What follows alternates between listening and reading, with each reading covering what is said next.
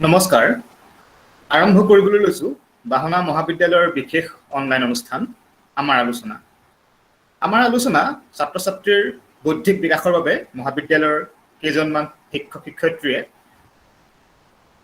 আৰম্ভ কৰা এটা অনুষ্ঠান আৰু যোৱা বছৰটোতে এনেকুৱা সময়ত আমি এই অনুষ্ঠানটো আৰম্ভ কৰিছিলোঁ আৰু 2020 চনটোত আমি মুঠতে 10টা খণ্ডত বিভিন্ন বিষয় আলোচনা কৰিছিলোঁ। বিভিন্ন ঠাইৰ পৰা আমাৰ মাজত সমল ব্যক্তি উপস্থিত আছিল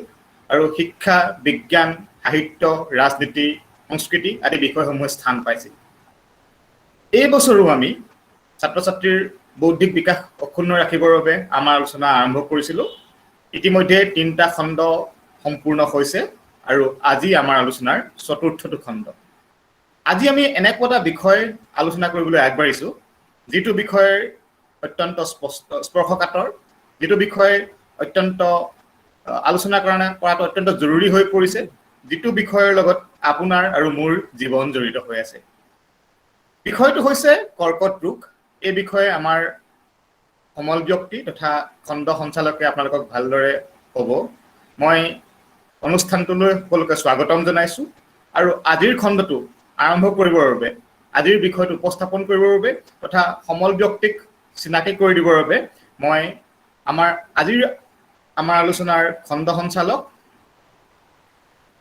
ডক্টৰ হিমাংশু ৰাজবংশীক অনুৰোধ জনাইছোঁ। ধন্যবাদ ডক্টৰ পংকজ বৰাদেৱ। নমস্কাৰ, মই ডক্টৰ হিমাংশু ৰাজবংশী। আশা কৰোঁ আপোনালোক সকলে কুশলে আছে। আজিৰ আমাৰ আলোচনা অনুষ্ঠানটিত উপস্থিত থকা সমূহ ব্যক্তিকে সন্ধিয়াৰ আন্তৰিক অনুষ্ঠানটি আৰম্ভ কৰিব ওলাইছো। কৰোনা মহামাৰীৰ পাছত ছাত্ৰ-ছাত্ৰীসকলৰ বৌদ্ধিক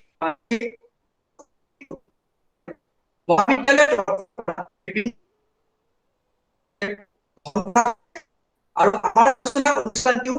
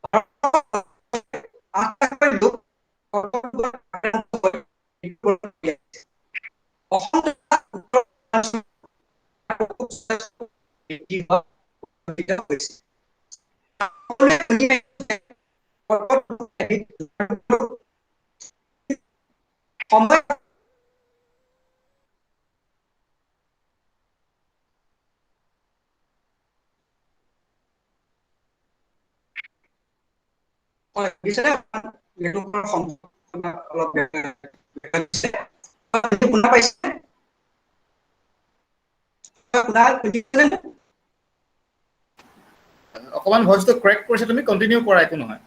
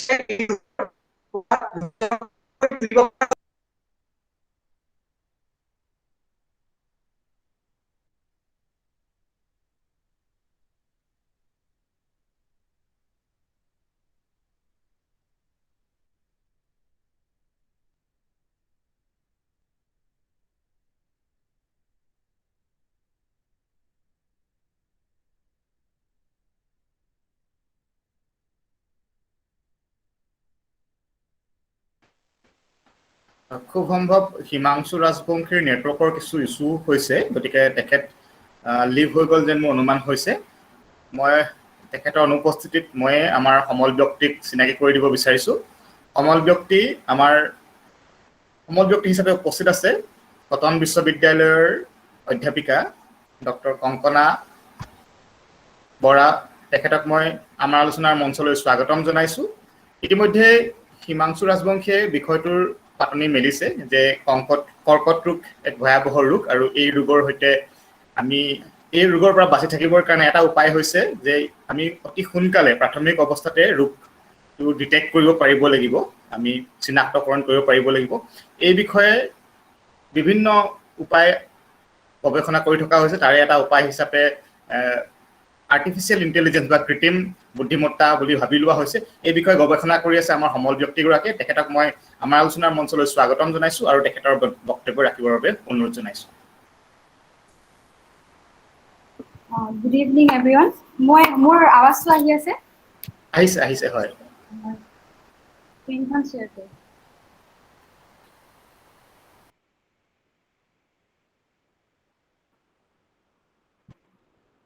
মোৰ স্ক্ৰীনখন দেখা পাইছে? আহিছে হয়, দেখা পাইছোঁ। ধন্যবাদ। ফাৰ্ষ্ট অফ অল মই আমাৰ আলোচনা শীৰ্ষক অনুষ্ঠানটিৰ অৰ্গেনাইজিং কমিটি মেম্বাৰসকলক মই মোৰ ধন্যবাদ জনাব বিচাৰিছোঁ মোক নিমন্ত্ৰণ কৰাৰ বাবে। আজি মোৰ বাবে এটা বিশেষ দিন, কাৰণ আজি মোৰ জন্মস্থান যোৰহাটত থকা এখন কলেজত মই প্ৰথমবাৰৰ বাবে লেকচাৰ দিবলৈ আগবাঢ়িছোঁ। আগতে মই বহু জেগাত লেকচাৰ দিছোঁ, কিন্তু এইবাৰ মই প্ৰথম য'ত মই মোৰ জন্মস্থানত লেকচাৰ দিবলৈ সুবিধা পাইছোঁ। আজিৰ আলোচনাৰ আৰম্ভ কৰাৰ আগতে মই ক'ব বিচাৰিছোঁ যে এইটো একচুৱেলি কম্পিউটাৰ ছায়েন্সৰ এটা বহুত ইম্পৰ্টেণ্ট বিষয়, গতিকে প্ৰতিটো শব্দ হয়তো মই অসমীয়ালৈ ট্ৰান্সলেট কৰোঁতে অলপমান কষ্ট হয়, গতিকে যদি কিবা ভুল হয় তেনেহ'লে মোক ক্ষমা কৰে যেন।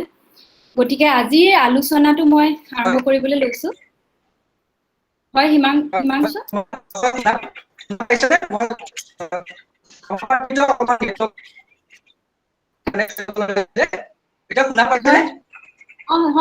শুনি পাই আছো হিমাংশু। হিমাংশু, তুমি লিভ হৈ যোৱাত মই সমল ব্যক্তিক চিনাকি কৰি দিলোঁ।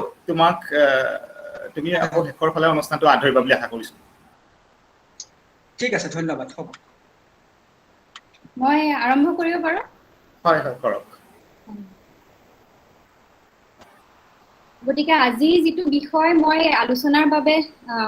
লৈ আহিছোঁ সেইটো হৈছে artificial intelligence in early detection of cancer. অসমীয়াত যদি কওঁ, কৰ্কট ৰোগৰ প্ৰাথমিক পৰ্যায়ৰ নিৰ্ধাৰণ কৰোঁতে কেনেকৈ আৰ্টিফিচিয়েল ইণ্টেলিজেন্সে নিজৰ ভূমিকা আগবঢ়াব পাৰে। এতিয়া প্ৰথমেই যদি চাওঁ, আমি বুজিব লাগিব যে আৰ্টিফিচিয়েল ইণ্টেলিজেন্স হয় কি। Artificial intelligence is the study of how to make computers do things which at the moment people do better. তাৰ আৰ্টিফিচিয়েল ইণ্টেলিজেন্সৰ জৰিয়তে কম্পিউটাৰক এনেকুৱা কিছুমান শক্তি আমি প্ৰদান কৰিব পাৰোঁ যাৰ জৰিয়তে ই নিজেই নিজৰ কিছুমান ডিচিশ্যন ল'ব পাৰে। যেনেকৈ আমি এতিয়া মানুহ হিচাপে যদি এটা আনচাৰ্টেইন এটা চিটুৱেশ্যনত সোমাই পৰোঁ, আমাৰ আগৰ অভিজ্ঞতাখিনি যিখিনি আমি এডুকেশ্যন লাভ কৰিলোঁ আমাৰ মা দেউতাৰ পৰা,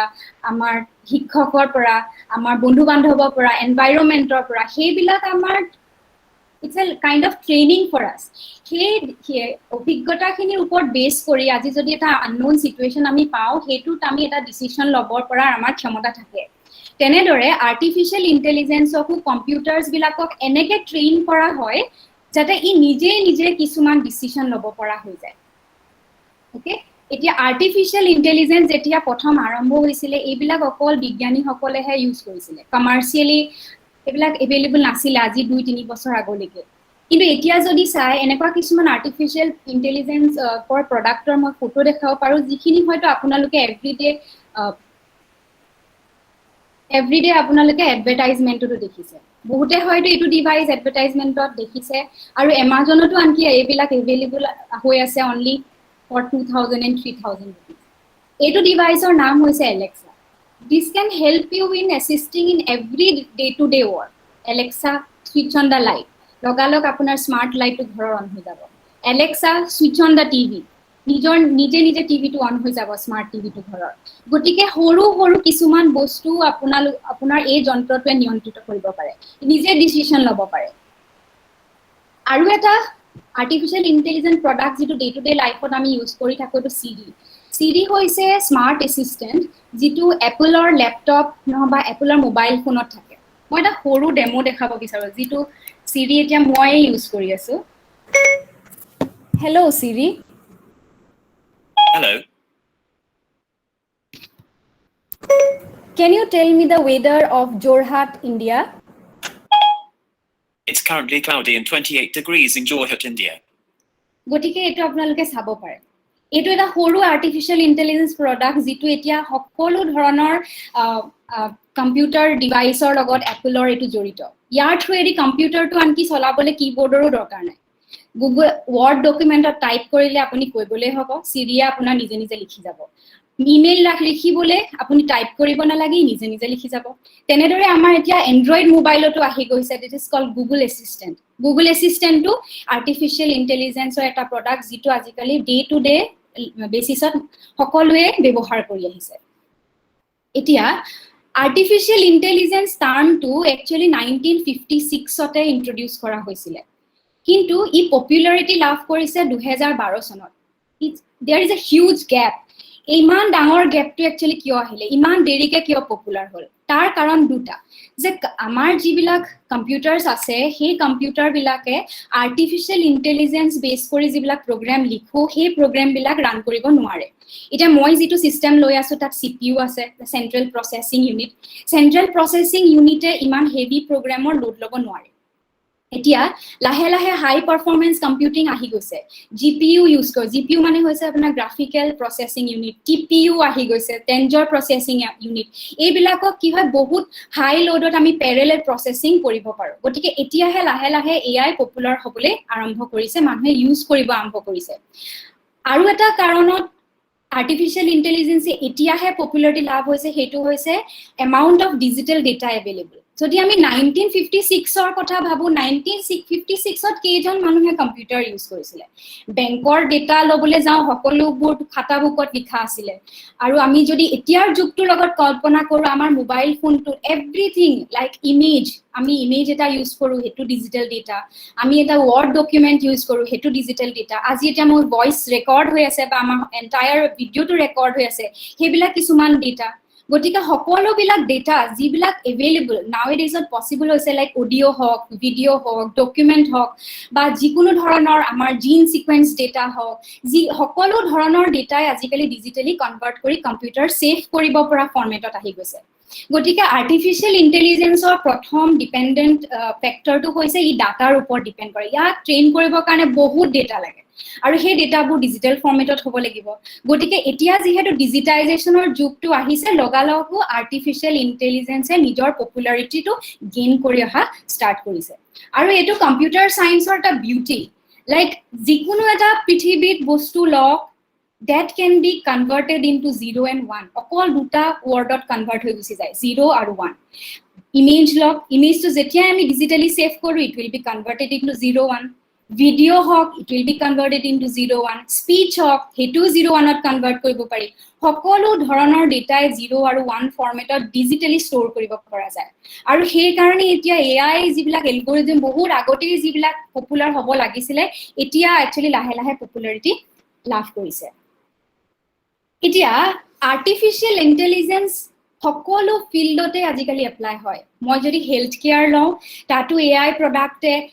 বহুত পৰিমাণে ইউজ হৈ আছে ট্ৰান্সপোৰ্টেশনত ইউজ হৈ আছে এগ্ৰিকালচাৰত ইউজ হৈ আছে এডুকেশনত ইউজ হৈ আছে ই-কমাৰ্স এন্টাৰটেইনমেন্ট দ্যাট মিন্স মাল্টিডিসিপ্লিনাৰী যিকোনো ফিল্ডৰে যদি মই আজি নাম লওঁ সকলোতে এআই ইউজ হৈ আছে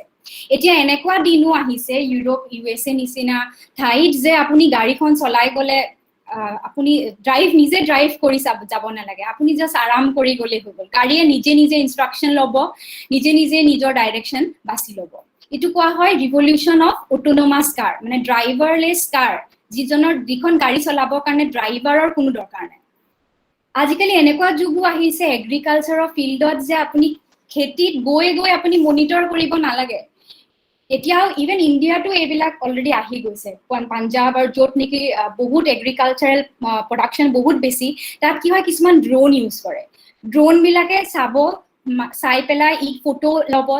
বেলেগ বেলেগ জাগাৰ পৰা তাৰপিছত সেই ফটোবিলাক এনালাইচিছ কৰিব তাত চাব যে নিউট্ৰিয়েণ্ট ডেফিচিয়েঞ্চি হৈছে নেকি প্লাণ্টত ডিজিজ কিবা ষ্টাৰ্ট হৈছে নেকি নহবা পানী দিবলৈ দৰকাৰ হৈছে নেকি নহবা সাৰ লাগিছে নেকি তাৰপিছত কি কৰিব এটা কম্পিউটাৰৰ থ্ৰুৱেদি ই সকলোখিনি মনিটৰ কৰি থাকিব পাৰে এইটো হৈছে revolution in the field of agriculture by the application of AI এতিয়া এনেকুৱা দিনো আহিব আজি 2-3 বছৰৰ পিছত হয়তো আপোনালোকে মোক বক্তৃতা দিবলৈ নামাতি এটা ফেমাছ ৰবটক বক্তৃতা দিবলৈ মাতিব আৰু ইভেন বিগ কোম্পানিজ যিবিলাক আছে মাইক্ৰ'ছফ্ট এক্সেঞ্চাৰ যাৰ যিটো ফাৰ্ষ্ট লেভেল ইণ্টাৰভিউটো হয় সেইটো আজিকালি নৰ্মেলি ৰবটে লয় which is very exciting also এটা নেটফ্লিক্স সকলোৱে আমি চাওঁ কিমান ধুনীয়া ধুনীয়া সিৰিজ আহিবলৈ লৈছে সো নেটফ্লিক্সৰ এন্টায়াৰ যেটো কনসেপ্ট হয় সেই কনসেপ্টটো আপোনাৰ AI ওপৰত বেস কৰা Amazon Prime আহিছে সো এইবিলাক আসলতে প্ৰথমতে যেতিয়া স্টাৰ্ট কৰিছিলে AI was used for unicasting মানে এজন মানুহৰ কাৰণে এখন স্ক্ৰিন এতিয়া তেওঁলোকে ৰিসাৰ্চ কৰি ডেভেলপ কৰি এখন স্ক্ৰিনৰ এটা লাইসেন্সৰ 4 জন মানে চাব পৰা কৰিছে সো এতিয়া এনেকুৱা টাইমো হ'ব আহিব নিশ্চয় য'ত নেকি কেবল লাইনৰ যেটো কয় কেবল টিভি যেটো কনসেপ্ট সেই কনসেপ্টটো হয়তো এটা সময়ত নাইকিয়া হৈ যাব মানুহে প্ৰিফাৰেন্স বেসডত নিজৰ উপভোগ কৰিব পাৰিব এন্টাৰটেইনমেন্ট বিলাক গেমিঙৰ যুগতটো কবই লাগে আজিকালি যিমান নতুন নতুন গেমছ আহিছে including PUBG for which children are very much anxious আৰু এতিয়া ৰিসেন্টলি যেটো AlphaGo নামৰ এটা গেম হয় গেমটোত AI এটা প্ৰডাক্টে এটা প্ৰগ্ৰাম বুলি কৈছো মই AI এটা প্ৰগ্ৰামে ওয়াৰ্ল্ডৰ যিগৰাকী বেস্ট চেম্পিয়নশিপ তেওঁকো বিট কৰিব পাৰিছে গতিকে আপোনালোকে ভাবি চাব পাৰে কিটো লেভেলত কম্পিউটাৰৰ থিংকিংটো গৈ আছে আৰু এইগৰাকীৰ নাম নিশ্চয় আপোনালোকে শুনিছে so she is a robot named as Sophia এখন ফটো তেতিয়া IIT ত আহিছিলে তেতিয়া লোৱা হৈছিলে This is the first robot যেটোৱে মানে আপোনাৰ citizenship পাবলৈ সক্ষম হৈছে she can follow your instruction she can take your commands and she will be like a live encyclopedia so nowadays যদি আমি এতিয়া এই পৃথিৱীখনৰ লগত যদি খুজ মিলাই যাবলগীয়া হয় তেনেহলে বেসিক্স অফ যদি AI যদি কোনো নাজানে তেনেহলে হয়তো বহুত পিছপৰা অনুভৱ কৰিব লাগিব আৰু এতিয়া ইভেন এব্ৰডত যদি যায় ম্যাক্সিমাম এনালাইসিস ডিসিশন মেকিং বিলাক লৈ আছে AI প্ৰডাক্টে গতিকে AI ৰ বেসিক এটা নলেজ থকাটো অতিকে গুৰুত্বপূৰ্ণ এতিয়া মই সকলো ফিল্ড আজি কভাৰ কৰিব নোৱাৰো গতিকে মই যেটো ফিল্ডত গৱেষণা কৰি আছো আজি মই হেতু ফিল্ডকে মই চুজ কৰিছো ডিসকাশনৰ কাৰণে হেতু হৈছে ক্যান্সাৰ ডিটেকশন এণ্ড ডায়াগনচিছত AI ভূমিকা কি এতিয়া মই হেতু আৰম্ভ কৰিবলৈ লৈছো প্ৰথম হৈছে what is ক্যান্সাৰ হৈছে আমাৰ বডিত থকা সেলৰ কিছুমান এবনৰ্মেল গ্ৰোথ ক্যান্সাৰ বুলি ক'লে মানুহে ভয় খায় এটা ক্যান্সাৰ যেতিয়া এজন মানুহ ক্যান্সাৰত ডিটেক্ট হয় তেতিয়া পুৰা পৰিয়ালটো ভাগি পৰে যে কি হ'ব মানসিকভাৱে ভাগি পৰে কিন্তু আমি এটো একচেপ্ট কৰা উচিত যে ক্যান্সাৰ যদি প্ৰথম ষ্টেজতে ধৰা পৰে ই সম্পূৰ্ণৰূপে কিউৰেবল কিন্তু আমাৰ হয়তো অ্যাৱাৰনেস লেভেলটো ইমানেই কম যে আমি যেতিয়া থাৰ্ড ষ্টেজ ফোৰ্থ ষ্টেজ পাইগে সেই ষ্টেজতে আমাৰ ক্যান্সাৰ ধৰা পৰে কিয় কাৰণ আমাৰ অ্যাৱাৰনেস লেভেলটো সাংঘাতিকভাৱে কম এতিয়া মই যদি ক্যান্সাৰ হিচাপে চাও ইয়াতে মই দুটা ক্যাটাগৰী দেখাইছো এটা হৈছে মেল আৰু female this statistics are only for north ইষ্টৰ ওপৰত স্ট্যাটিস্টিক্স হয় মেলত যদি চাও হাইপাৰফেৰিংছৰ ক্যান্সাৰত সবাতোতকৈ মানুহ ঢুকায় দেন ইসোফেগাছ মানে হৈছে খাদ্যনলী তাৰপিছত লাং মাউথ আৰু টাংটো একচুয়ালি বাকেল কেভিটি বুলি একেলগে ধৰা হয় ইন্ডিভিজুয়ালি ধৰা নহয় এটো কাৰণে মই দুটা সাৰ্কেল কৰি দিছো আৰু মহিলাৰ ক্ষেত্ৰত যদি চাও ব্ৰেষ্ট ক্যান্সাৰত সবতছে বেছি দেন গল ব্লাডাৰ দেন ইউটেৰাইন সাৰ্ভিক্স বুলি ক'লে ইউটেৰাছৰ যেটো তলৰ পাৰ্ট অসমীয়াত কোৱা হয় এটো জৰায়ু মুখৰ ক্যান্সাৰ এটা এই ডেটাটো মই 2016 চনতে আপোনাৰ BBCI যিখন বিবৰুৱা ক্যান্সাৰ ইনষ্টিটিউট হয় তাৰ এনুৱেল ৰিপৰ্টত পাবলিশ হৈছিল কিন্তু এতিয়া 2018 চনৰ আৰু ৰিসেন্টলি যিখন ওলাইছে তাত সাৰ্ভিক্স ক্যান্সাৰ কিন্তু সেকেন্ড পজিশনত আহি গৈছে এতিয়া যদি মই বাগান এৰিয়াত যাও 10 গৰাকী মানুহৰ এগৰাকী হলো ক্যান্সাৰত ডিটেক্ট হয় কিয় ইমান হাৰ বেছি হৈছে এতিয়া USA নিচিনা জাগাত কেন্সাৰৰ পৰা মৃত্যু হোৱাৰ হাৰটো বহুত কমি গৈছে but at da same time আমাৰ নৰ্থ ইষ্ট হক বা আমাৰ ইণ্ডিয়া হক বহুত ওপৰত গুচি গৈছে কিয় এই ডিফাৰেন্সটো আহিছে কাৰণ ফাৰ্স্ট হৈছে আমাৰ ইণ্ডিয়াত হক বা নৰ্থ ইষ্টত আমাৰ যেটো এৱেৰনেছ লেভেল সেই লেভেলটো একেবাৰেই কম এতিয়া আৰ্লি ডিটেকশন কি হয় আৰ্লি ডিটেকশন হৈছে যে আমি কেন্সাৰটো বহুত আগতেই ধৰা পেলাব পাৰো কিছুমান ৰুটিন টেষ্ট থাকে হা এটা বয়সৰ পিছত কিছুমান ৰুটিন টেষ্ট আমি কৰাব লগিয়া হয় যেটো একচুয়ালি 2 বছৰ বা 3 বছৰ মুৰে মুৰে কৰাব লাগে আফটাৰ এ সাৰ্টেন এজ আৰু সেই ৰুটিন টেষ্টতে আমি ধৰা পেলাব পৰা যায় প্ৰথম অৱস্থাতে কেন্সাৰটো হৈছে নেকি যদি ধৰা পেলাব পাৰি তাৰ ট্ৰিটমেন্ট পসিবল কাৰণ ট্ৰিটমেন্ট থাকে যদি ফাৰ্স্ট ষ্টেজত ধৰা পৰে আৰু ট্ৰিটমেন্ট কৰাৰ পাছতো আমি ফলো আপ কৰিবলৈ সুবিধা পাওঁ এনেকুৱা নহয় যে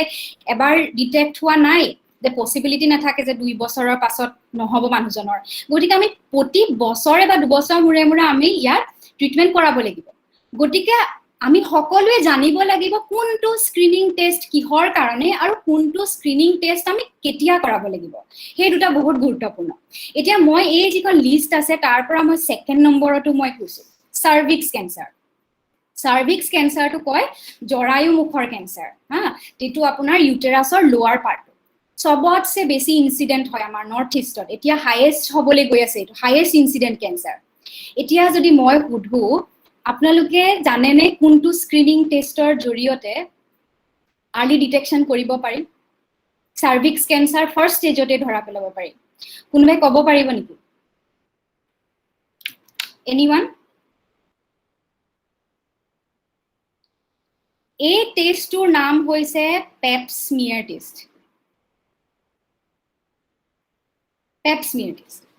এতিয়া USA ইউৰোপ নিচিনা কান্ট্ৰিত যেতিয়া এগৰাকী মহিলা 18 ইয়াৰ্ছৰ এবাভ হৈ যায় তেতিয়া প্ৰতি 2 বছৰৰ মুৰে মুৰে গৈ পেলাই পেপ স্মিয়াৰ টেষ্ট কৰিব লাগে ৰিপৰ্টটো গভৰ্নমেন্ট সাইটত আপলোড কৰিব লাগে তেতিয়া তেওঁলোকে ট্ৰেক কৰিব পাৰে যে কাভাৰ সাৰ্ভিক্সৰ এবনৰ্মেলিটি আহিছে নেকি এটা পেপ স্মিয়াৰ টেষ্টটো কি কৰা হয় আপোনাৰ ভেজাইনাৰ ফালেদি এটা সৰু ব্ৰাছ সুমুৱাই অলপ সোৱাব লৈ লোৱা হয় আৰু সেই সোৱাবটো লৈ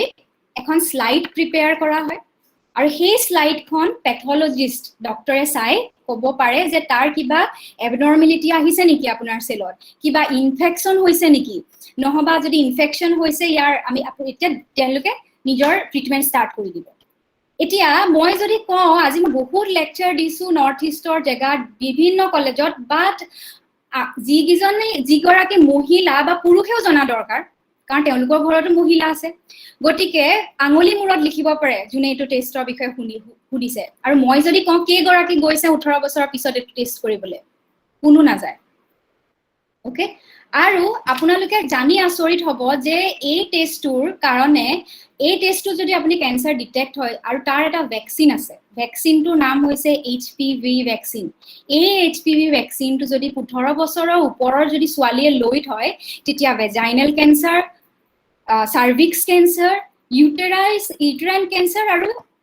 ওভাৰিয়ান কেন্সাৰ এই গিটাৰ পৰা বাচি থাকিব পাৰে গতিকে মই যদি ইয়াত হুদু আপোনালোকে কেগৰাকীয়ে লৈছে এটো হয়তো নুলাবই এটো মই লৈছো HPV ভ্যাকচিনৰ 3টা ডোজত লোৱা হয় 0 মান্থ 2 মান্থ আৰু 6 মান্থছত একো ধৰণৰ সাইড ইফেক্টস নাই ওকে আৰু পেপ স্মিয়াৰ টেষ্টটো যেটো কলো মই সৰু এডাল ব্ৰাছ লৈ সোৱাবটো লোৱা হয় ভেজাইনাৰ অলপ ভিতৰলে ভৰাই হেতু pain free it's not like pain is not involved গতিকে মানুহে যদি এইবিলা কথা জানে তেনেহলে হয়তো সাৰ্ভিক্স কেন্সাৰত মৃত্যু হবলে নাপালে হয় বহুতো এতিয়া এই প্ৰতিটো জিমান মই লিষ্ট দেখাইছো এইবিলা হৈছে ফ্ৰিকুৱেন্টলি হৈ থকা কেন্সাৰ ওকে ফ্ৰিকুৱেন্টলি হৈ থকা কেন্সাৰ কিন্তু এতিয়া মই যদি গুটেই বিলাকৰে আৰ্লি স্ক্ৰিনিং টেকনিকৰ বিষয়ে আপোনালোকক যদি বুজাবলৈ যাওঁ মোৰ আজি লেকচাৰটো একচুয়ালি কমপ্লিট নহবই এক ঘণ্টাত সো মই গুটেইখিনি কভাৰ কৰিবলৈ যোৱা নাই আৰু এটা খালি মই উদাহৰণ দি দিছো ব্ৰেষ্ট কেন্সাৰ কি হয় ব্ৰেষ্টত এক্সামাইন কৰিব পাৰি সেলফ এক্সামিনেশন কৰাৰ কিছুমান পজিশনস আছে সেলফ এক্সামাইন কৰাৰ লগে লগে আমি কিছুমান লাম্পস আছে নেকি আমি ধৰা পেলাব পাৰো ধৰা পেলাব পাৰিলে তাত এটা টেষ্ট আছে কল মেমোগ্ৰাফি test that can be used as a early screening test for breast cancer identification so এতিয়া জিমান যদি লিষ্টখন চাই ম্যাক্সিমামৰে early detection possible আৰু early detection possible হোৱা মানে আপোনাৰ ট্ৰিটমেন্ট possible সো এতিয়া মই ক'ব বিচাৰিছো যে এই যেটো টেকনিক হেতু আমাৰ এতিয়া ইন্ডিয়াত প্ৰতিজন মানুহে জনাটো বহুত দৰকাৰী হৈ পৰিছে এতিয়া WHO যেটা কোভিড ডিটেক্ট হৈছে লগালগ এলাৰ্মিং ৰেটত তেওঁলোকে সাৰ্ভাইকেল ক্যান্সাৰৰ স্ক্ৰিনিং ষ্টাৰ্ট কৰিছে কাৰণ সাৰ্ভাইকেল ক্যান্সাৰৰ কাৰণো হৈছে এটা ভাইৰাছ যেটো কোৱা হয় হিউম্যান পেপিলোমা ভাইৰাছ গটিকে এইবিলাক দিখত এতিয়া মানুহে গতি কৰিছে আৰু আৰ্টিফিশিয়াল ইন্টেলিজেন্সৰ ফিল্ডত এতিয়া বহুত গভৰ্নমেন্টে ইম্পৰ্টেন্স দিছে আমাৰ যিমান আমি ৰিসাৰ্চাৰ এটো ফিল্ডত কাম কৰি আছো we have got lot of fund to convert this product into commercialized product এতিয়া নেক্সট কোৱেশ্চন হৈছে কেতিয়া যাম আমি স্ক্ৰিনিং কৰিবলে যেতিয়া আমি সিম্পটম বিলাক গম পাম সৰু এটা উদাহৰণ দিব খুজিছো এতিয়া কোভিডৰ টাইমত আমি এতিয়া কি হয় জ্বৰ হলে কাহ হলে সিম্পটম দেখা পেলে আমি কওঁ যে নাই আমি যাব লগা হল আৰ্টিফিশিয়াল টেষ্ট এটা কৰিব লাগিব নহবা আমি ৰেট টেষ্ট এটা কৰিব লাগিব তেনেদৰে আমি জানিব লাগিব যে এইগিটা সিম্পটম দেখা পোৱাৰ লগত আমি এইটো স্ক্ৰিনিং টেষ্টৰ কাৰণে যাব লাগে তেনেকে ক্যান্সাৰটো একে ধৰণে ট্ৰিটমেন্ট কৰিব পাৰি okay now these are common symptoms that I have included here মই এটা গুটেখিনি কভাৰ কৰিবলৈ নাযাওঁ মই জাস্ট দেখাইছো কি ধৰণে আৰ্লি ডিটেকচন পসিবল হয় এতিয়া লাহেকে মই মোৰ নিজৰ ফিল্ডলৈ আহিব চেষ্টা কৰিছো যে AI কেনেকে হেল্প কৰিব এতিয়া যেতিয়া আমি মেডিকেল ফিল্ডখনত যাওঁ আমি তিনি ধৰণৰ ইমেজ দেখা পাওঁ কাৰণ AI কাৰণে বহুত ইমেজ লাগিব আমাক বহুত ডেটা লাগিব গটিকে আমি যেতিয়া AI ফিল্ডত সোমাও তেতিয়া আমাৰ তিনি ধৰণৰ ইমেজ আমি দেখা পাওঁ এটা হৈছে হিষ্টলজি হৈছে মানে টিস্যু অসমীয়াত এটা কি কয় মই শব্দটো অহা নাই মুখত মোৰ টিস্যু তো টিস্যু লেভেল কি হয় যেতিয়া আমাৰ টিউমাৰ এটা পাওঁ কি কৈছে পেশী পেশী সো পেশী থ্যাংক ইউ সো মোৰ শব্দটো অহা নাই একচুয়ালি মই টিস্যু কৈ থাকো যে তাৰপৰা তেতিয়া কি হয় যেতিয়া আমাৰ টিউমাৰ এটা পাওঁ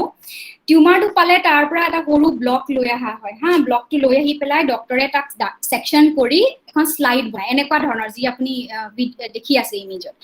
সেই যেতিয়া আমি বায়োপসি স্লাইডখন পেথলজিষ্টে মাইক্ৰোস্কোপৰ তলত চাই ই এনেকুৱা কোকবিলাক দেখা পায় লগতে সেলস বিলাকো দেখা পায় এতিয়া এই সেলস বিলাক কি হয় যেতিয়া ক্যান্সাৰ হয় তেতিয়া আপোনাৰ বহুত ফুলি যায় তাৰ নিউক্লিয়াছটো ডাঙৰ হৈ যাব সাইটোপ্লাজমটো কমি যাব এইবিলাক ডক্টৰে মনিটৰ কৰিব পাৰে কিন্তু এতিয়া যেটো প্ৰক্ৰিয়া হয় হেতু সম্পূৰ্ণৰূপে মেনুৱেল আপুনি যদি আজি গুৱাহাটীত আহি BBCI ত গৈ বায়োপসি এটা কৰাই ইয়াৰ ৰিপৰ্ট পাবলৈ হলে আপুনি 1.5 মাহ ৰখিব লাগিব which is very challenging যদি অলৰেডি পেশেন্ট জন আপোনাৰ ফাইনাল ষ্টেজত ধৰা পৰে আপুনি ৰিপৰ্টৰ কাৰণে 1 মাহ ৰৈ পেলাই তাৰ পাছত ট্ৰিটমেন্ট ষ্টাৰ্ট কৰিব পাৰে which is alarming and that in that particular period আমি লস কৰো মানুহ এজনৰ লাইফ এটা গটিকে এটো বহুত ৰিস্কি যেটো মেনুৱেল প্ৰসেস কাৰণ ডক্টৰ সকলো বহুত ওভাৰলোডেড হয় নেক্সট হৈছে সাইটোলজি হৈছে সেল লেভেলত আমি চাব পাৰো সেল লেভেল মানে কুক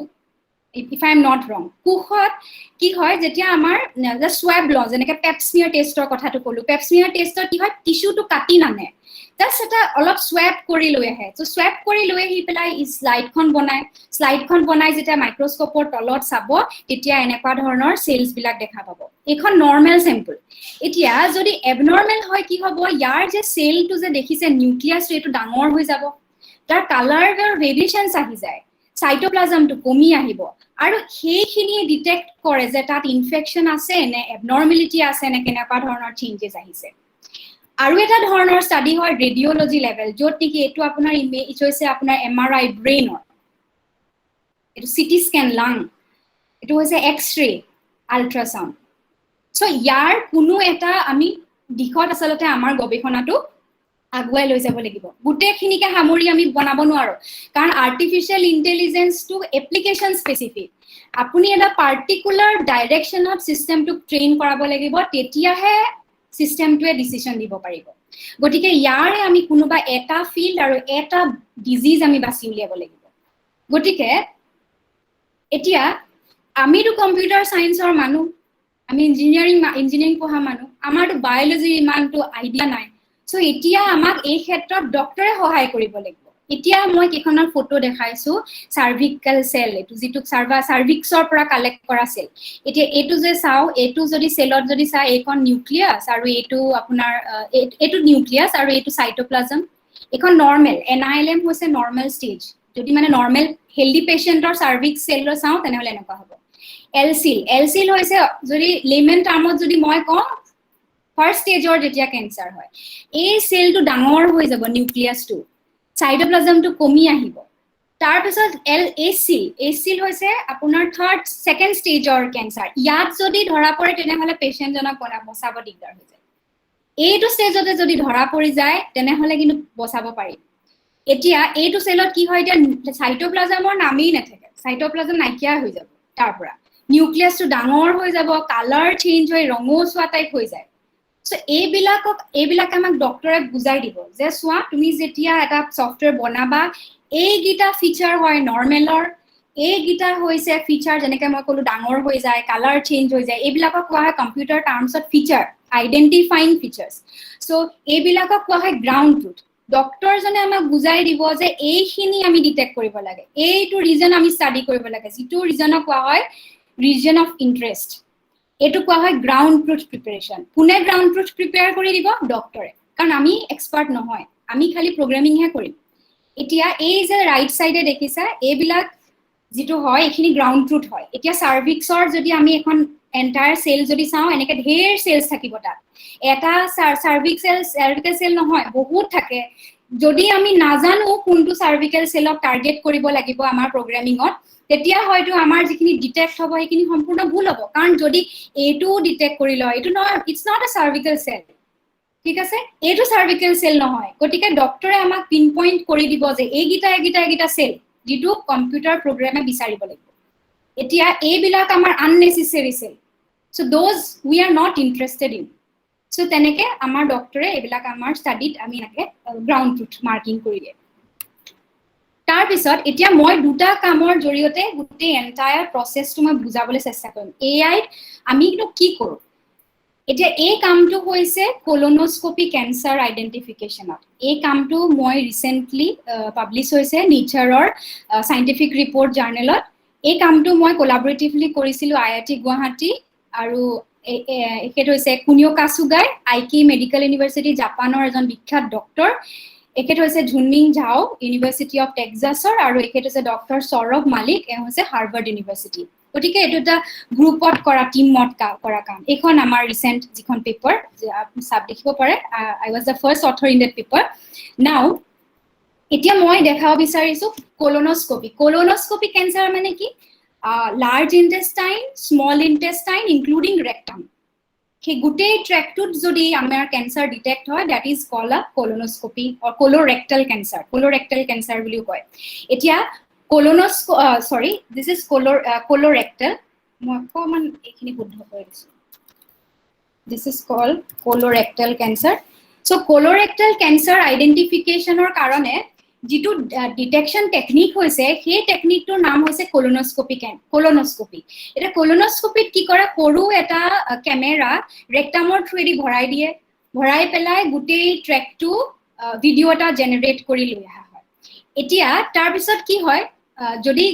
কাৰো প্ৰবলেম নাই তেনেহলে মই ভিডিওটো প্লে কৰি দেখাব পাৰো নেকি বাৰু সৰু এটা ভিডিও ক্লিপ আছে so I am playing it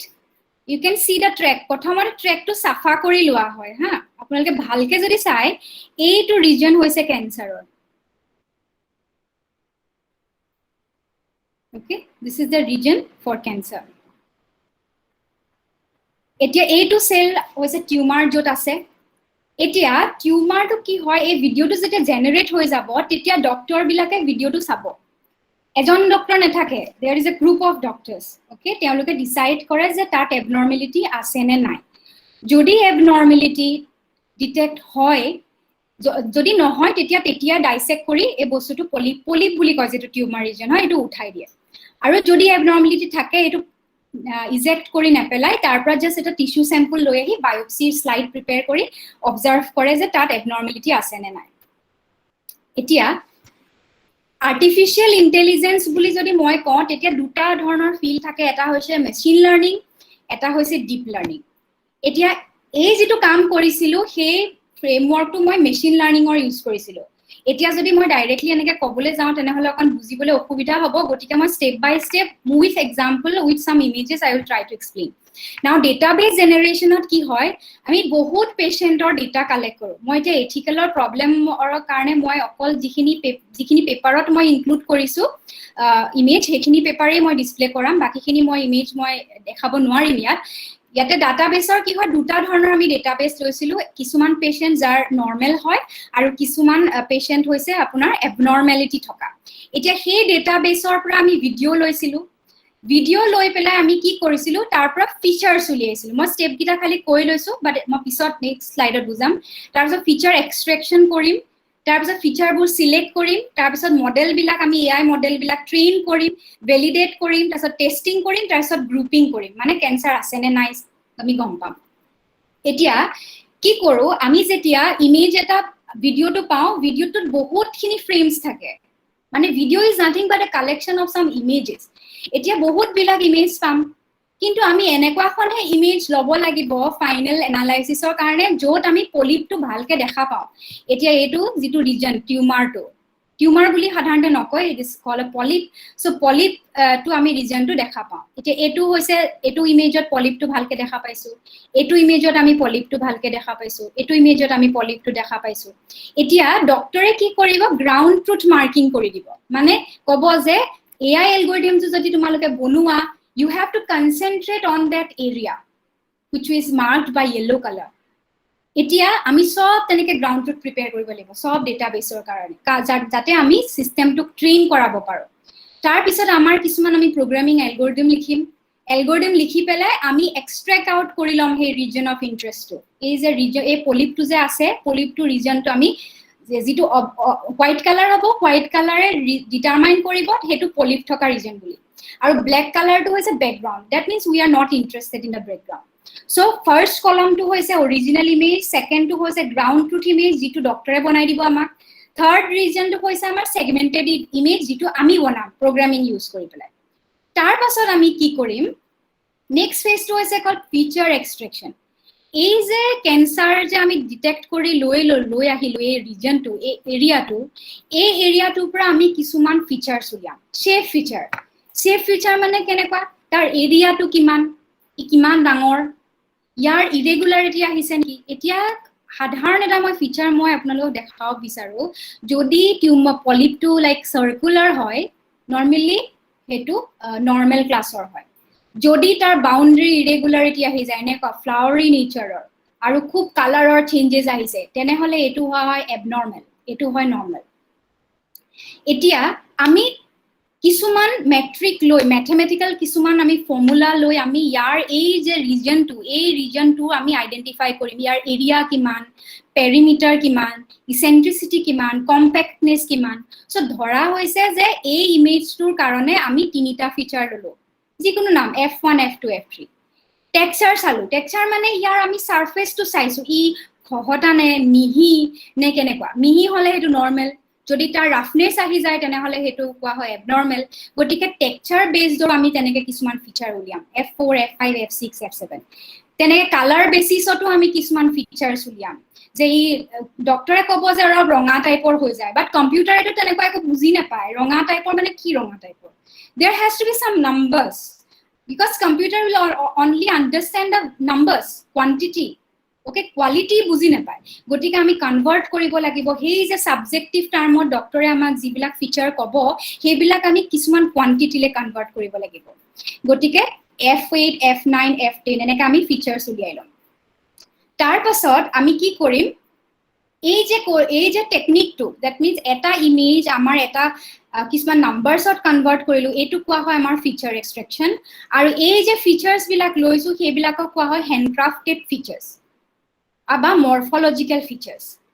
okay নাও এই হ্যান্ডক্ৰাফটেড যিবিলাক ফিচাৰ আছে এই হ্যান্ডক্ৰাফটেড ফিচাৰ বিলাকে ডিটাৰমাইন কৰিব মানে ইয়াৰ ৰিপ্ৰেজেন্ট কৰিব এটা টিউমাৰ এতিয়া ফিচাৰ যে আমি ঢেৰ ললো সব ফিচাৰ্ছ বিলাক আমাৰ ইম্পৰ্টেন্ট নহয় কম্পিউটাৰৰ কাৰণে হয়তো সাবজেক্টিভ টাৰ্মত হেতু ফিচাৰ এজন ডক্টৰৰ কাৰণে ইম্পৰ্টেন্ট হ'ব পাৰে কিন্তু আমি যেটা কোয়ান্টিটেটিভ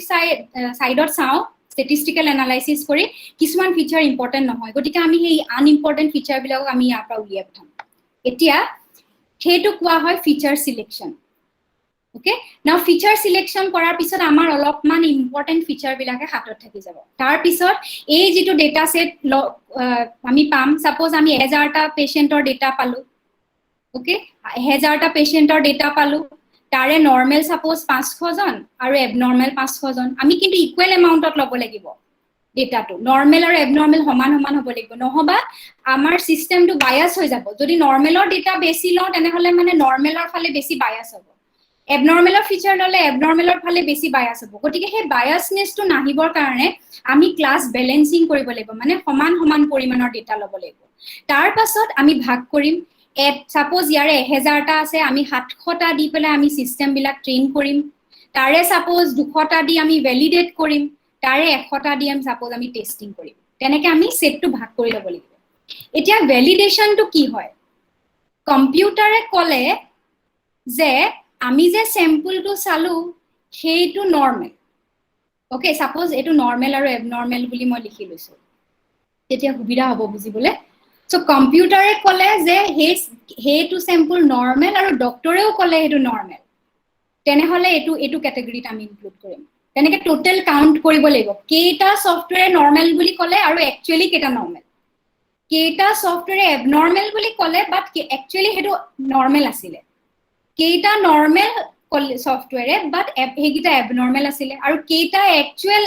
এবনৰমাল আছে আৰু ডক্টৰৰ মতেও হেগিটা এবনৰমাল গতিকে এটো কোৱা হয় কনফিউজন মেট্ৰিক্স তাছে এই মেট্ৰিকটো পোৱাৰ লগে লগে আমি যিকোনো ধৰণে প্ৰগ্ৰাম আমি মডেলটো যেটো এআই মডেল বনালো সেই মডেলটো কি হয় এফিচিয়েন্সি চাব পাৰো একিউৰেসি প্ৰিসিশন বহুত ধৰণৰ ম্যাথমেটিক্যাল ফৰ্মুলা আছে ইউজ কৰি পেলাই আমি চাব পাৰো যে আমি যে এআই যে এলগৰিদম বিলাক বনালো প্ৰগ্ৰাম বিলাক যে বনালো আমি নিজে সেই প্ৰগ্ৰাম বিলাক কিমান মানে এফিচিয়েন্ট এতিয়া কি হল এন্টায়াৰ সিস্টেমটো আমাৰ কেনেকে কি কৰিলো ভিডিওটা থাকিব ভিডিওটো লৈ পেলাই আমি চাম যে have you observed any polyp বা পলিপ আছে নেকি যদি পলিপ নাই তাৰ মানে হেটো হেজন মানুহ নৰমাল হেলদি ইফ ইয়েস যদি পলিপ থাকে তেতিয়া কি কৰিব এআই এলগৰিদমটোৱে নিজে ই পলিপৰ এখন ভাল ফটো বিচাৰি উলিয়াব সেই ভিডিওটোৰ পৰা তাৰ পিছত আমি মাৰ্কিং কৰিম গ্ৰাউণ্ডটো তাৰ পিছত আকৌ আমি ডিটেক্ট কৰি লম সেই পলিপ ৰিজনটো তাৰ পাছৰ পৰা আমি ফিচাৰস উলিয়াম তাৰ পৰা বেলেগ যেটো ইয়াক ৰিপ্ৰেজেন্ট কৰিব পাৰে তাৰ পিছত আমি কম আইডেন্টিফাই কৰিম ক্লাস যে এটো নৰমাল নে এবনৰমাল যদি নৰমাল হয় এটো ডাইৰেক্ট ডাইসেক্ট কৰি এটো বাহিৰ কৰি দিব পাৰিব যদি এবনরমাল হয় we have to go for biopsy so this is the end to end model now এই কামটোৰ কাৰণে আমি ৰিসেন্টলি আমাৰ Times of India to coverage কৰিছিলে এটো এখন আহিছিলে আপোনাৰ আসাম ট্ৰিবিউনত এই কামটোৰ কাৰণে বহুত ফালৰ পৰা আমি প্ৰশংসা পাইছিলো এতিয়া এডভান্টেজ হৈছে কি এই সিস্টেমটো এইটো বনাইনো কি হ'ব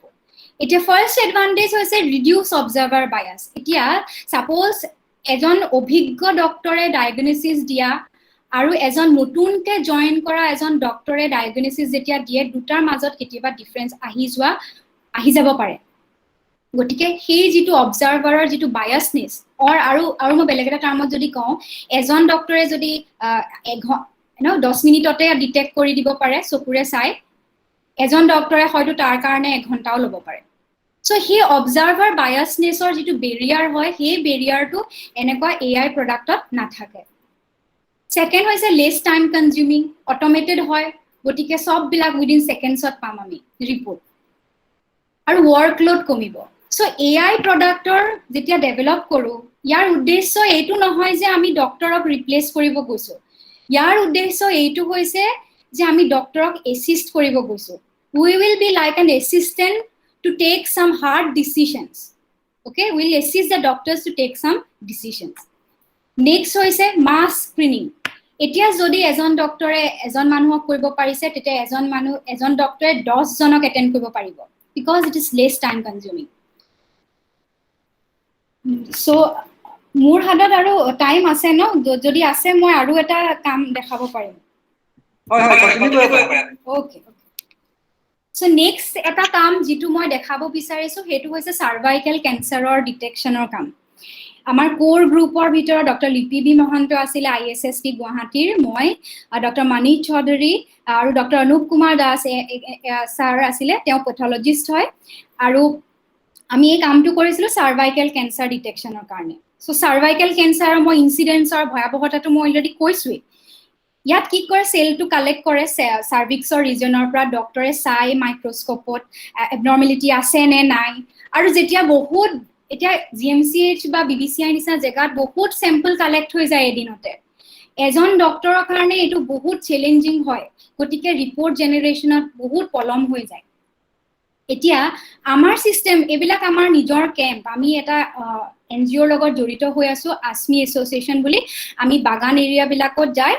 আমি এৱেৰনেছৰ কেম্প কৰো, কৰি পেলাই তেওঁলোকক বুজাওঁ যে আপোনালোক পাৰ্টিচিপেট কৰক, আপোনালোকৰ চেম্পল আমি তাতেই তেওঁলোকৰ চেম্পল লওঁ, আমি স্ক্ৰিনিং কৰাবৰ কাৰণে আমাৰ ডক্টৰ টিমো লগত থাকে। আৰু এইবিলাক দেখা পাইছে আপোনাৰ চেম্পল কালেকশ্যনৰ ৰুমো। সো তাৰ পিছত আমি তেওঁলোকৰ আমি আচৰিত ধৰণে একচুৱেলি এবনৰ্মেল কেছেছ পাইছো লাষ্ট ইয়াৰ। গতিকে এইটো বহুত দৰকাৰী ষ্টাডি। গতিকে আমাৰ যিটো চিষ্টেম সেইটো মাছ স্ক্ৰিনিঙত আমাৰ বিশেষকৈ কামত আহিব।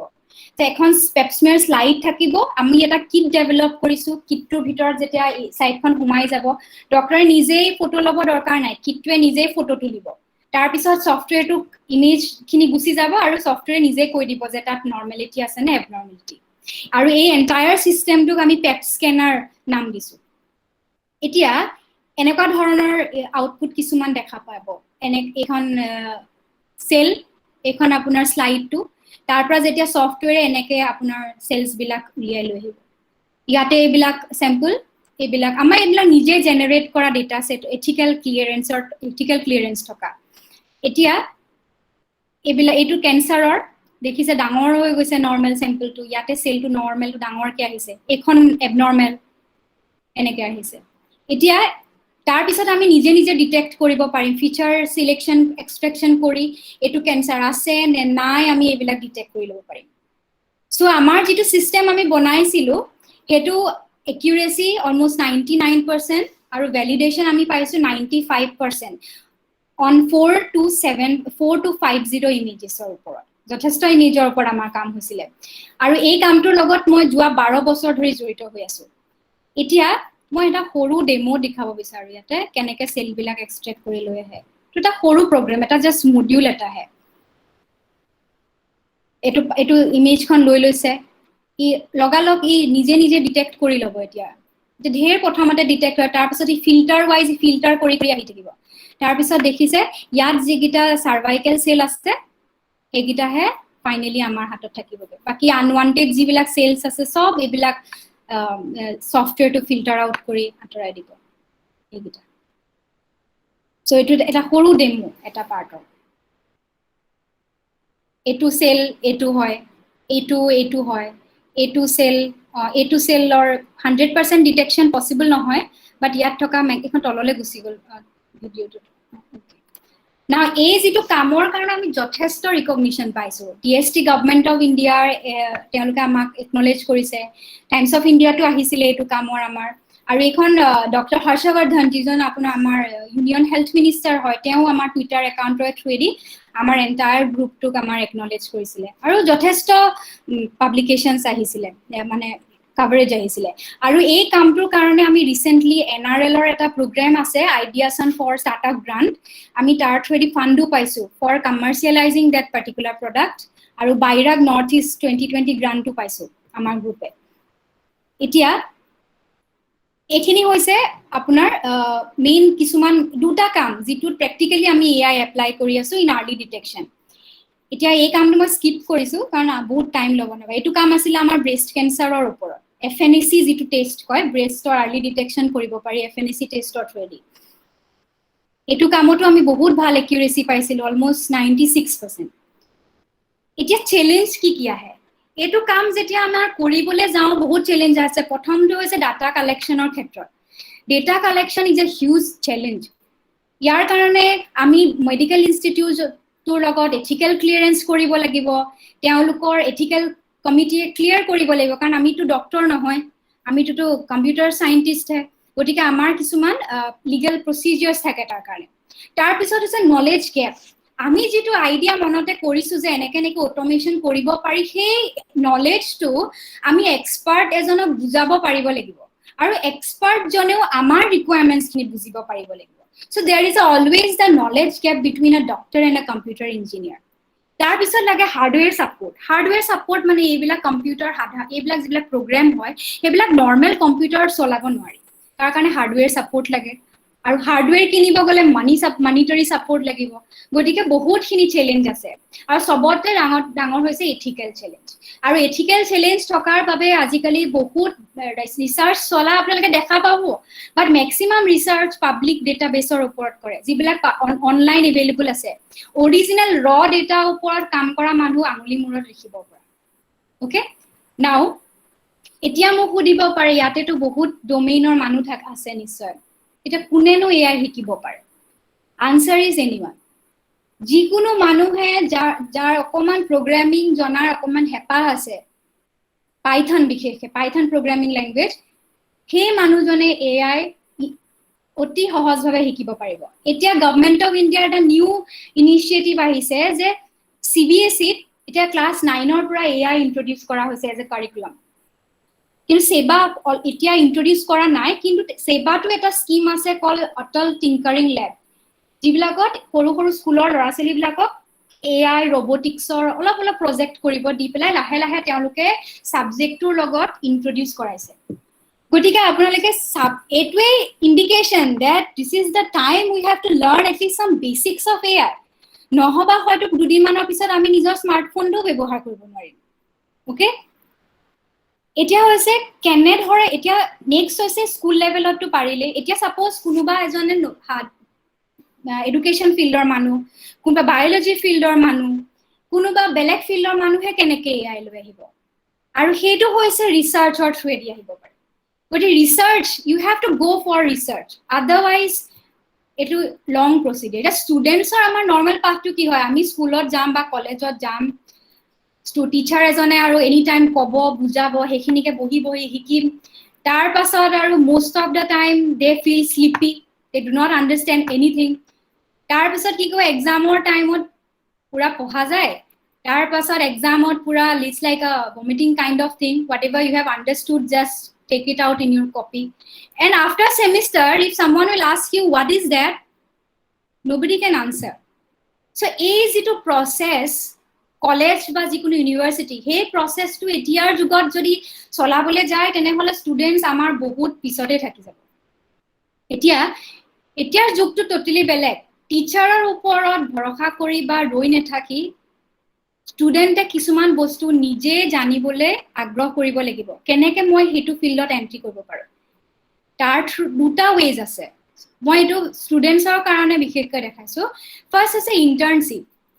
internship যদি হে সৰু সৰু ইন্ডাস্ট্ৰি হক বা academic like IIT Guwahati every time they are having an opening for summer and winter internship you just apply for it then projects কৰিব পাৰে কলেজৰ লেভেলত সৰু projects এটা সৰু program python program শিকুতে ইমান কষ্ট নহয় গতিকে ইকোনমিকৰ ফিল্ডৰ মানুহৰ হাতত যদি কিছুমান ডেটা আছে সেই ডেটা বিলাকৰ ওপৰতো তেওঁলোকে এনালাইসিস কৰিব পাৰে বায়োলজি যদি কোনোবা প্ৰফেসৰ আছে তেওঁলোকৰ যদি ডিজিটেল ডেটাৰ কালেকশন আছে তেওঁলোকে কোনোবা ভাল এজন এআই এক্সপাৰ্টৰ লগত তেওঁলোকৰ ষ্টুডেন্টছক কোলাবৰেট কৰা এটা কোলাবৰেটিভ প্ৰজেক্ট ষ্টাৰ্ট কৰিব লাগে নাও our thinking has to be different like the previous way of teaching is not applicable in today's world আৰু আমাৰ এইখিনি ষ্টুডেন্টছে গৈ বাহিৰত কম্পিট কৰিব নোৱাৰিব যদিহে অকল একাডেমিক এটা পাৰ্সেন্টেজ লৈ যায় they have to be equipped with proper knowledge and skills এটা ইন্ডাস্ট্রিত কৰিব পাৰে একাডেমিক ইনষ্টিটিউটত কৰিব পাৰে projects normally depends on guide okay so এটো এটা কমন ৰেষ্ট্ৰিকশন থাকে কিছু ইউনিভাৰ্সিটিত মই দেখিছো যে এটো ম্যান্ডেটৰি হয় যে projects বিলাক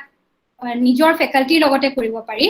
বাট আজিকালি হে বেৰিয়াৰটো একচুয়ালি আঁতৰি গৈছে আৰু হয়তো এনইপি যেতিয়া নিউ এডুকেশন পলিসি আহি যাব তাৰ আৰু অলপ ফ্লেক্সিবল হৈ যাব এইবিলাক গতিকে এইবিলাকৰ বেনিফিট বিলাক কেনেকুৱা হয় তেওঁলোকে ডিল উইথ ৰিয়েল চ্যালেঞ্জেস মই কোৱা নাই যে নিজৰ ডোমেইনটো বা বাহিৰলৈ ওলাই আহি এআই ইউজ কৰক নহয় নিজৰ ডোমেইনটোতে থাকিও এআই এপ্লাই কৰিব পাৰি deal with real challenges learn with a textbook cannot help you textbook এখনে আজিকালি হেল্প কৰিব নোৱাৰে you have to explore from your side generate the idea of entrepreneurship. এইটো বহুত ডাঙৰ কথা যে চাকৰি পাম বুলি বহি থাকিলে নহ'ব। আমাৰ কেপেবিলিটি থাকিব লাগিব আমি যদি নিজে কেইজনমানৰ কাৰণে এমপ্লয়মেণ্ট জেনেৰেট কৰিব পাৰোঁ। That environment is very much important for today's world. Also' it will good for your CV. You can apply for big companies, okay, and easy to get academic jobs when you have a very good publication even in BSc and MSc level. Moi BSc level ote moi bahut student or paper uliaisu, gotike moi jodi parisu sobe pare, because ami sobore eta understanding amar eta research or eta dharona eta ase, ami kuno falor pa piece pori thoka nohoy. Aji moi Assomot thaki jikhini kaam korisu hoyto bahirot gol joa hetanu moi ekhini kamei korilu। So gotike amar capability ase, but amar hetu direction dibo lagibo। Etia entrepreneurship jitu kolo, suppose education field or manuar eta idea ahile je let's collaborate with some AI specialist, moi eneko automated kori moi olopman kaam koru, tetia teo he idea to teneke pori nathake, they can go for funds। বহুত খিনি competitions আহি গৈছে, like idea সান, এটো আমাৰ নিজৰ মাটিৰে অসমৰে Numaligarh refinery limited প্ৰতি বছৰে হয় এটো কম্পিটিশন, আৰু এটো নিজৰ অকল আইডিয়াটো থাকিলে হৈ যায়। You can go and apply, but for that you have to show that your idea is practically applicable somewhere, jor pora olopman revenue earn korar possibility thake, you can apply for it। And this ideas and competition, anyone can go with a normal idea only। If your idea is great, that means you will get a good amount of funding। বহুত ধৰণৰ competitions আছে, হেবিলা প্ৰতি বছৰে হৈ থকা competition. So you can go and take part in that competition and you can bring funds, or funds joha mane employment generate hobo, you can go for your own funding, your own companies। So even faculty hawk students or government of India iman pressure dise je faculty kam okol itia pohai thakatoe nohoy, they have to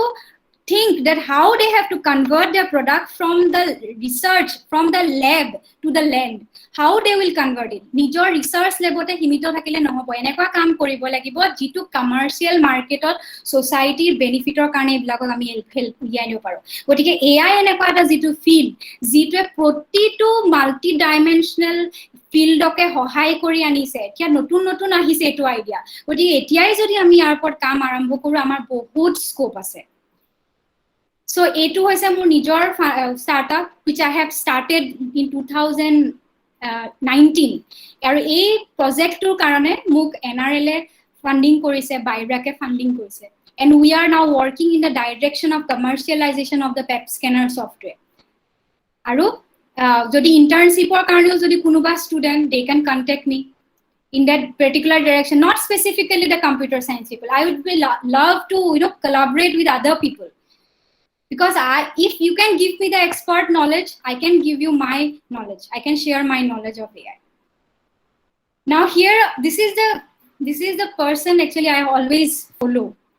Elon Musk। He said that Elon wanted a new payment method, so he created PayPal। Elon wanted to drive an electric car, so he became the CEO of Tesla Motor। Elon wanted to fly into space and he found SpaceX। Then Elon wanted high-speed transportation, then he's developing Hyperloop। So Elon doesn't complain about how bad the world is, Elon is changing the world। So ami complain kori thokar homoy gusi goise, ami etia nije hoyto hetu change anibo chesta koribo lagibo, and this is one of the field through which we can bring the changes। Aru moi hetu nije obhigota pra koisu, gotike etu research area bahut broad, আজি হয়তো মই আৰু হামুৰি লব নোৱাৰিম, গতিকে মই তিনিটা aspect দেখালো যে আৰ্লি ডিটেকশনৰ কিয় দৰকাৰী। নেক্সট হৈছে AI যদি কোনোবা যে নজনা মানুহক যদি মই বুজাব যাওঁ কি ধৰণৰ মেথড তেওঁলোকে প্ৰতিটো ক্ষেত্ৰতে প্ৰতিটো প্ৰজেক্টতে ফেস কৰিব লাগিব, কেনেকুৱা ধৰণৰ চ্যালেঞ্জেস আহিব, আৰু এজন ষ্টুডেন্ট বা ৰিসাৰ্চাৰ হিচাপে আপোনালোকে এইটো ডাইৰেকশন কেনেকৈ বিচাৰি ল'ব পাৰে নিজৰ ৰিসাৰ্চৰ কাৰণে। So this is all about for today's discussion, aru hope everyone liked it, and jodi karobar proshno ase tenehole moi happy hom jodi moi answer dibo paro। ধন্যবাদ ডক্টৰ কংকনা বৰা, আপুনি সুন্দৰভাৱে আপোনাৰ উপস্থাপনটো দাঙি ধৰিলে। ইয়াৰ ওপৰত যথেষ্টখিনি আপুনি কথা ক'লে, ইমান এটা ব্ৰড থিমৰ হোৱা স্বত্বেও আপুনি সূক্ষ্মভাৱে প্ৰতিটো কথাকে তথ্য সহকাৰে আপুনি আমাক বুজাই ক'লে। লগতে কেঞ্চাৰ ডিটেকশ্যনত কেনেকৈ ইয়াক ব্যৱহাৰ কৰিব পাৰি সেই সম্পৰ্কেও সুন্দৰভাৱে আমাক জনালে। মই এতিয়া আমাৰ প্ৰশ্ন শিতান অনুষ্ঠানটি আৰম্ভ কৰিব ওলাইছোঁ। আমাৰ সমল ব্যক্তিয়ে যিখিনি আমাক কথা অৱগত কৰিলে, তাৰ ওপৰত যদি আমাৰ দৰ্শকসকলৰ কিবা সুধিবলগীয়া আছে, তেওঁলোকৰ যদি কিবা প্ৰশ্ন আছে, আমাক পোনপটীয়াভাৱে নিজৰ মাইক্ৰফোনটো আনমিউট কৰি আমাক সুধিব পাৰে, নহ'লে আমাৰ চেট বক্সত টাইপ কৰি মেছেজ দি পেলাই আমাক কুৱেশ্যনছখিনি সুধিব পাৰে। হয়, আমাৰ প্ৰশ্নোত্তৰিতান অনুষ্ঠান আৰম্ভ হৈছে, আপোনালোকে সুধিব পাৰে।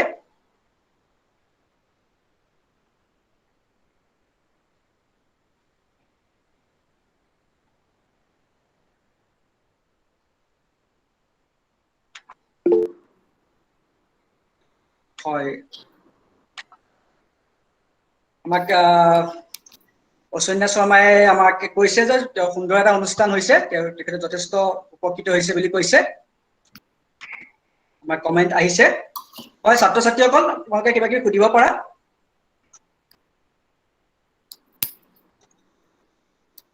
হয়, এইখিনিতে প্ৰশ্ন অহাৰ আগত মুহূৰ্তত মই এটা প্ৰশ্ন সুধিব বিচাৰিছোঁ। ছাত্ৰ ছাত্ৰীসকলক আপুনি উদ্দেশ্যি কৈছে যে কেনেকৈ তেওঁলোকক মটিভেট কৰিছে যে আৰ্টিফিচিয়েল ইণ্টেলিজেন্সটো তেওঁলোকৰ বিভিন্ন বিভাগৰ অকল যে কম্পিউটাৰ চায়েন্সৰে হ'ব লাগে তেনেকুৱা কথা নহয়, বেলেগ বেলেগ বিভাগৰ হ'লেও তেখেতসকলে যদি ইয়াৰ ওপৰত যদি ইণ্টাৰেষ্ট আছে, সদিচ্ছা আছে, আৰ্টিফিচিয়েল ইণ্টেলিজেন্স শিকিব পাৰে। ত' মই একেবাৰে বেছিককৈ সুধিছোঁ যে একেবাৰে প্ৰগ্ৰেমিং বা কম্পিউটাৰ নলেজ ইমান নাথাকা যদি ছাত্ৰ ছাত্ৰীও যদি আৰ্টিফিচিয়েল ইণ্টেলিজেন্স শিকিব বিচাৰে, তেওঁলোকে প্ৰথম ষ্টেপটো ক'ৰ পৰা ষ্টাৰ্ট কৰিব বা কেনেকৈ কৰিব, এই বিষয়ে আপুনি অকণমান যদি আমাক জনাই দিয়ে ছাত্ৰ ছাত্ৰীসকল উপকৃত হ'ব বুলি মই ধাৰণা কৰোঁ।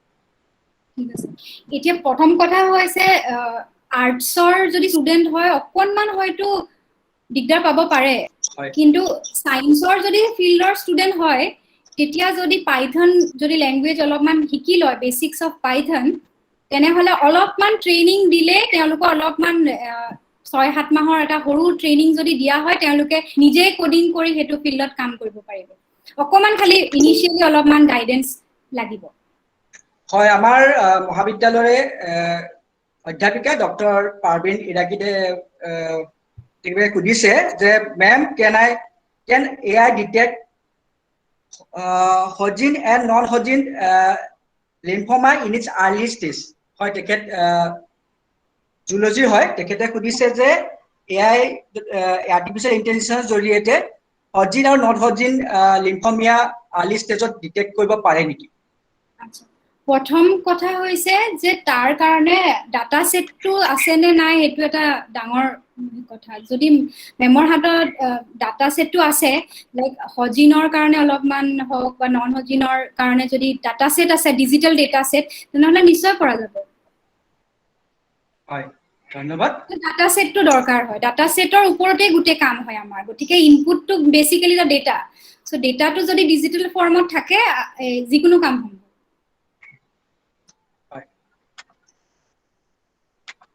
আৰু যদি কাৰোবাৰ কিবা সুধিবলগীয়া আছে আপোনালোকে সুধিব পাৰে, ডাইৰেক্টলিও আমাক সুধিব পাৰে, নিজৰ মাইক্ৰফোনটো আনমিউট কৰি আমাক সুধিব পাৰে।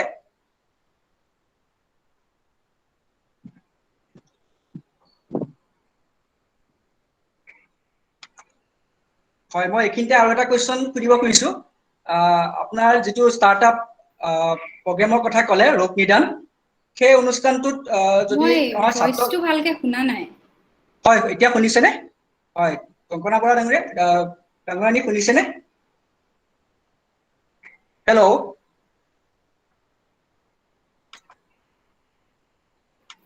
হয়, আমাৰ মাজত আৰু প্ৰশ্ন আহি পৰা নাই।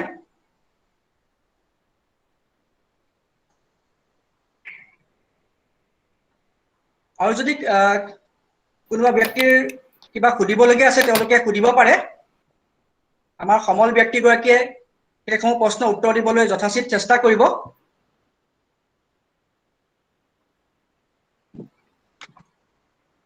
হয়, আমাৰ মাজত প্ৰশ্ন এটা আহি পৰিছে, what are the possibilities two apply artificial intelligence in the college library? Am I audible? Yes. আপুনি শুনিছেনে আমাৰ? Probably পাই আছেনে? আপুনি audible হৈ থকা নাই। মই শুনিছো তেখেতৰ কথা মাতটো হয় Hello? ডক্টৰ কংকনা বৰা আপুনি শুনিছেনে আপোনাৰ মাতটো অহা নাই সকলোৰে চাগে সমস্যাটো হৈছে Am I audible?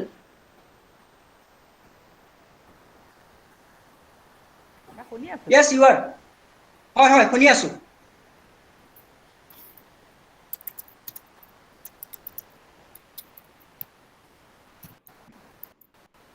Yes we can hear doctor Bora Himanshu তুমি শুনা পাইছা মই শুনি আছো হয় আপুনি শুনি পোৱা নাই নেকি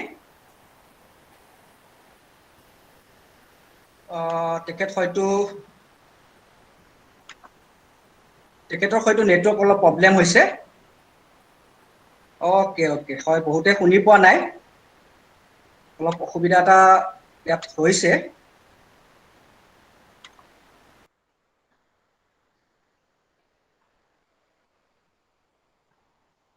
নাই শুনি পোৱা নাই আপোনাক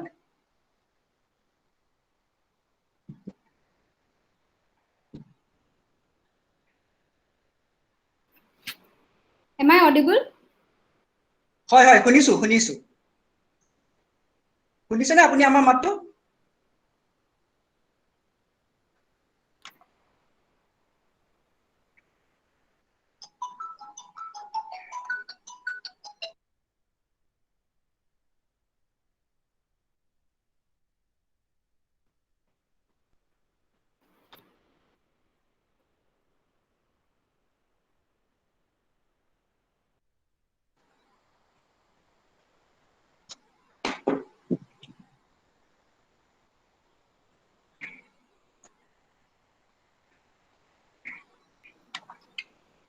হয় শুনিছেনে শুনি আছো মই মোৰ কথাখিনি শুনা নহয় কি প্ৰবলেম হল গম নাপালো পতকে হয় মই এতিয়া শুনিছো আপোনাৰ কথাটো শুনি আছিলো মাজে মাজে বহুতে শুনা নাছিলে হয়তো হয় আমাৰ মাজত আৰু প্ৰশ্ন বৰ্তমানলৈকে আহি পৰা নাই মাজতে অলপ নেটৱৰ্কৰ অসুবিধাৰ কাৰণে হয়তো প্ৰশ্ন আহিব পাৰে এইখিনিতে মই আৰু এটা প্ৰশ্ন আপোনাৰ পৰা জানিব বিচাৰিছো হয় বাইদেউ হয় কোনোবাই কিবা এটা সুধিব বিচাৰিছিলে হয় সুধিব পাৰে আপোনালোকৰ প্ৰশ্নসমূহ সুধিব পাৰে হেল্ল' মই এটা কথা সুধিব খুজিছো হয় বাইদেউ Hello. মই পাপৰি নেওগ বৰা মেথামেটিক্স ডিপাৰ্টমেণ্টৰ নমস্কাৰ বাইদেউ নমস্কাৰ আপোনালোকে যিবিলাক ডাটা কালেকশ্যন কৰে সেইবিলাক পাব্লিকেলি এভেইলেবল হয়নে পাব্লিকেলি এভেইলেবল নহয় আমাৰ মানে এথিকেল ক্লিয়াৰেন্স থাকে গতিকে আমি এইবিলাক পাব্লিকলি এভেইলেবল কৰাৰ আমাৰ একচুয়ালি পাৰমিশন নাই ওকে আৰু বাকী আপোনালোকে যিবিলাক এনজিঅ'ৰ সহায়ত কৰি আছে সেইবিলাকৰ কাম কেনেকুৱা আপোনাৰ এতিয়া মই যদি কওঁ মেথমেটিক্স ডিপাৰ্টমেন্টৰ যদি মেথমেটিক্স হিচাপে যদি মই কওঁ তেনেহলে এপিডেমিওলজিৰ ষ্টাডি এটা ভাল হ'ব পাৰে এইবিলাক ফিল্ডৰ সো মই বহুত কাম দেখিছো মানে আপোনাৰ গুৱাহাটী ইউনিভাৰ্চিটি মেথছ ডিপাৰ্টমেন্টৰ আৰু ষ্টেটিষ্টিক ডিপাৰ্টমেন্টৰ অলৰেডি কৰিছে এনেকুৱা কাম য'ৰ পৰা আপোনাৰ যিবিলাক ডেটা লৈ পেচেণ্টৰ ডেটা লৈ পেলাই কিছুমান ষ্টেটিষ্টিকেল ষ্টাডি কৰিব পৰা যায় ইভেন এআইও ইউজ কৰিব পাৰি মই গেম থিয়ৰিত কৰি আছো হয় মেম ইণ্টেলিজেন্স তো আৰ্টিফিচিয়েল ইণ্টেলিজেন্সটো গেম থিয়ৰিত এপ্লাই কৰিব পাৰি নেকি নিশ্চয় গেমৰ আচলতে প্ৰথম আৰ্টিফিচিয়েল ইন্টেলিজেন্স যিটো আপোনাৰ পপুলাৰিটি আহিছিলে গেমৰ এৰিয়াতে হয় গতিকে নিশ্চয় পাৰিব ঠিক আছে মই আপোনাৰ পিছত কন্টেক্ট নাম্বাৰটো ল'ম আপোনাৰ লগত মই কথা পাতিম ঠিক আছে হিমাংশুৱে দি দিব পাৰিব মোক কন্টেক্ট নাম্বাৰটো তেওঁৰ হাতত আছে ওকে হয় বাইদেউ ধন্যবাদ হয় মই আৰু এটা প্ৰশ্ন ইয়াতে সুধিব বিচাৰিছো আপুনি উল্লেখ কৰিছিলে আপোনাৰ এটা ষ্টাৰ্টআপ ৰোগ নিদান টেকনলজি প্ৰাইভেট লিমিটেড নামৰ এটা অনুষ্ঠান আছে আপোনাৰ যিটোৱে ধৰক আৰ্টিফিচিয়েল ইন্টেলিজেন্সৰ সহায়ত কেঞ্চাৰ ডিটেকশ্যনৰ কামৰ লগত জড়িত হৈ আছে গতিকে আমি যদি ধৰক ষ্টুডেণ্টৰ ফালৰ পৰা হওক বা আমি ধৰক টিচাৰেই ধৰক যদি আমাৰ নিজৰ কিছুমান কাম লৈ যদি কোলাবৰেট কৰিব বিচাৰো ধৰক এই অনুষ্ঠানটোৰ লগত ধৰক কেনেধৰণে এপ্ৰ'চ কৰিব লাগিব বা ইয়াৰ টাৰ্মছ এণ্ড কণ্ডিশ্যন কেনেকুৱা ধৰণৰ হ'ব পাৰে আপুনি অলপ জনালে আমি এতিয়া ষ্টাৰ্টআপ বুলি যেতিয়া কোৱা হয় তেতিয়া মানে ফ্লেক্সিবিলিটি যথেষ্ট থাকে কাৰণ এইটো বহুতে ভাবে যে ষ্টাৰ্টআপ এণ্ড কোম্পানী সেম এনেকুৱা নহয় ষ্টাৰ্টআপ আমি জাষ্ট আৰম্ভ কৰিছোহে এই প্ৰজেক্টটো এতিয়া আপোনালোকৰ যদি কিবা ধৰণৰ এনেকুৱা কলাবৰেটিভ আইডিয়া আছে তেনেহলে আমাৰ যিকেইজন আছে মোৰ লগত মোৰ টিম আমি বহি পেলাই ডিছকাশ্যন এটা কৰিলে তাৰ ওপৰত নিশ্চয় ভাল এটা আইডিয়া উলিয়াব পৰা যাব হয় ঠিক আছে ধন্যবাদ হয় আৰু আমাৰ মাজত যদি কোনোবাই কিবা সুধিব বিচাৰে কিবা জানিব বিচাৰে সুধিব পাৰে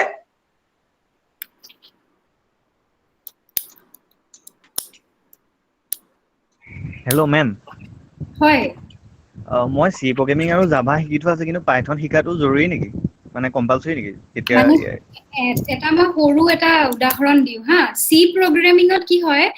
সকলোবিলাক প্ৰগ্ৰেমৰ যিবিলাক ফাংচনছ হওক যি কিবা এটা এপ্লিকেশ্যন হওক তুমি লাইন বাই লাইন লিখিব লাগিব মই তুমি বুলিয়ে কৈছো দেই ষ্টুডেণ্ট হয় হয় ষ্টুডেণ্ট ঠিক আছে এতিয়া কি হয় কিছুমান আমাৰ যেতিয়া আমি প্ৰগ্ৰেমিং কৰো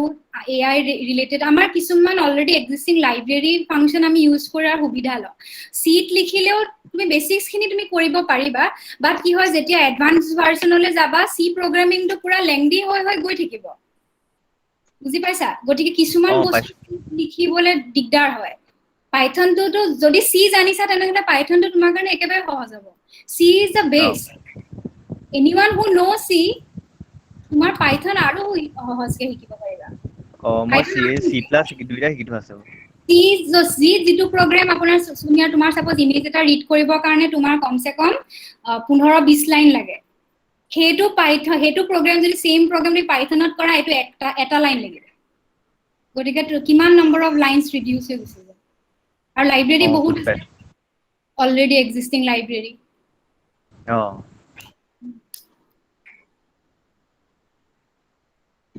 হয় ধন্যবাদ আমাৰ মাজত আৰু প্ৰশ্ন আহি পৰাহি নাই গতিকে মই ভাবো আমি এতিয়া আজি অনুষ্ঠানটোৰ সামৰণি ফালে আমি আগবাঢ়িব পাৰো মই আজি আমাৰ মাজত উপস্থিত থকা সমল ব্যক্তি ডক্টৰ কংকনা বৰা ধন্যবাদ জ্ঞাপন কৰিছো তেওঁ অতি সুন্দৰভাৱে সৰলভাৱে ইমান এটা ডাঙৰ বিষয় ইমান সুন্দৰভাৱে ইমান সৰলতাৰে আমাৰ মাজত উপস্থাপন কৰিলে আমি বুজি পাওঁ যে এই ইমান এটা ডাঙৰ ব্ৰড থিম এটাক লৈ পেলাই 1 ঘণ্টা 1.5 ঘণ্টাত ইয়াক বুজোৱা ইমান সহজ নহয় যথেষ্ট টেকনিক্যাল কথা থাকে তেওঁ সকলো দিশকে সামৰি সকলো ষ্টুডেন্টৰ কাৰণে সকলো বিভাগৰ ব্যক্তিসকলৰ উদ্দেশ্যে আজি বক্তব্যটো আগবঢ়ালে গতিকে তেওঁ সকলো দিশ ধুনীয়াকৈ সামৰি ল'লে আমি মই ধৰক সায়েন্সৰ হয় ফিজিক্সৰ হয় মই বহুতখিনি কথা বুজি পাইছো কিন্তু মই আশা কৰিছো যে যদি আৰ্টছ বা বেলেগ সাবজেক্টৰ ব্যক্তিসকলেও ধৰক কিমানে সহজভাৱে বুজি পাইছে কাৰণ আৰ্টিফিশিয়াল ইন্টেলিজেন্সৰ ওপৰত মোৰ জ্ঞান অলপ আছে কিন্তু কিমানখিনি নাই কিন্তু তেনেকৈ ধৰক সকলোৰে যি অকমান কম বেছি পৰিমাণে আছে যে আজি এই বক্তৃতাৰ পৰা বহুতখিনি কথাই গম পাইছে যে মই নিজে পাৰ্সোনালি বহুতখিনি কথাই আজি এই অনুষ্ঠানটোৰ পৰা গম পাইছো গতিকে মই আমাৰ আজি সমল ব্যক্তিক বহুত ধন্যবাদ জ্ঞাপন কৰিছো তেওঁক আমি যোগাযোগ কৰি এবাৰ মাত্ৰ কোৱা মাত্ৰই তেওঁ আমাক সন্মতি প্ৰদান কৰিছিল তেওঁ যথেষ্ট ইয়াতে হয় আজি মোৰ স্পেচিয়ালি ভাল লাগিছে কাৰণ মোৰ